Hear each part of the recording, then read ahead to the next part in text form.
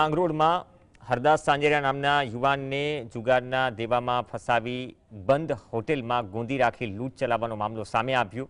આરોપીઓએ યુવાન પાસેથી 1 કરોડથી વધુ રૂપિયાની પઠાણી ઉઘરાણી કરી। યુવાને 112 હેલ્પલાઇન પર કોલ કરતા પોલીસે દરોડા પાડી તેમને છોડાવ્યો। પોલીસે મુખ્ય આરોપી રામ ઉર્ફે લાલા નંદાણીયા અને હિતેન ઉર્ફે કારાને ઝડપી પાડ્યો।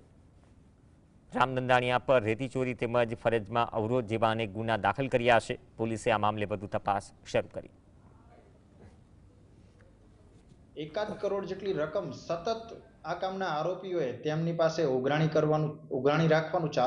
કરવાનું ચાલુ રાખેલ અને આ દરમિયાનમાં બંને ફરિયાદી તથા આરોપીની હોટલ ખાતે કે જે ઘણા લાંબા સમયથી બંધ હાલતમાં પડેલ છે ત્યાં સમાધાન માટે બેઠેલ અને આ દરમિયાનમાં આરોપીઓએ ફરિયાદી પાસેથી 2 ચેકો લખાવી લીધેલ તેમજ ફરિયાદીની ગળામાં પહેરેલ સોનાની ચેઇન આશરે 2 તોલા જેની કિંમત રૂપિયા 1.5 લાખ પણ ઝૂંટવી લીધેલ।